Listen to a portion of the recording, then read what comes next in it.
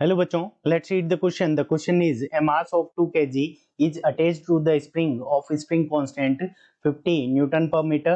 The block is pulled on a distance of 5 centimeter from its equilibrium position at x is equals to 0 on the horizontal frictionless surface at the rest from time t is equals to 0.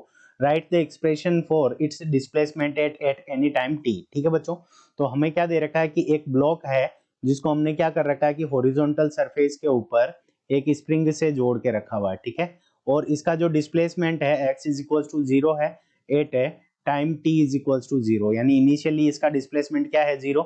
अब इसको हमने पुल किया, ठीक है बच्चों, और इसका जो डिस्प्लेसमेंट हो गया वो कितना हो गया, x इज इक्वल्स टू 5 हो गया, ठीक है बच्चों। तो यानी इसका जो डिस्प्लेसमेंट हो गया x इज इक्वल्स टू 5 हो गया। अब हमें क्या निकालना है, इसकी एक्सप्रेशन निकालनी एट एनी टाइम t, ठीक है।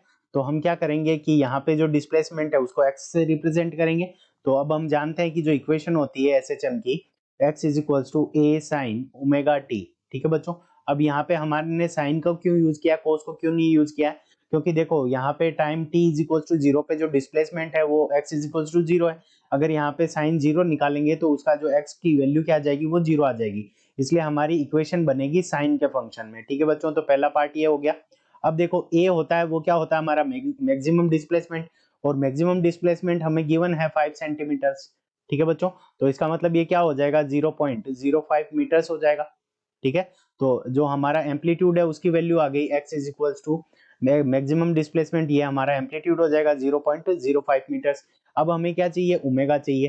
तो अब हम जानते हैं कि जो स्प्रिंग कांस्टेंट होता है k is equals to m omega square के इक्वल होता है, ठीक है बच्चों। तो यहाँ से जो ओमेगा हो जाएगा वो हमारा क्या हो जाएगा, अंडर रूट के बाई एम हो जाएगा, ठीक है बच्चों।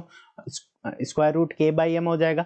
अब यहाँ पे हमें स्प्रिंग कांस्टेंट दे रखा है और एम भी दे रखा है, एम दे रखा है 2 kg, तो यहाँ पे एम की वैल्यू और के की वैल्यू रख देंगे। तो के की वैल्यू 50 डिवाइडेड बाई एम की वैल्यू 2। तो यहाँ से हमारे पास में 50 के अंदर 2 का डिवाइड लगाएंगे तो 25 और उसका स्क्वायर रूट लेंगे तो 5।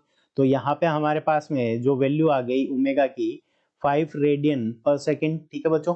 5 रेडियन पर सेकेंड ये ओमेगा की वैल्यू आ गई। अब ओमेगा की वैल्यू इसके अंदर हम रख देंगे, ठीक है। तो ए एम्पलीट्यूड की भी वैल्यू आ गई, ओमेगा बी की भी वैल्यू आ गई।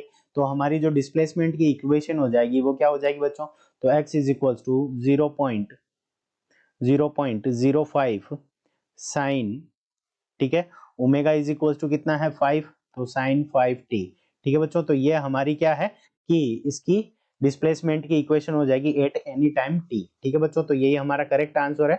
I hope you understood it well. All the best.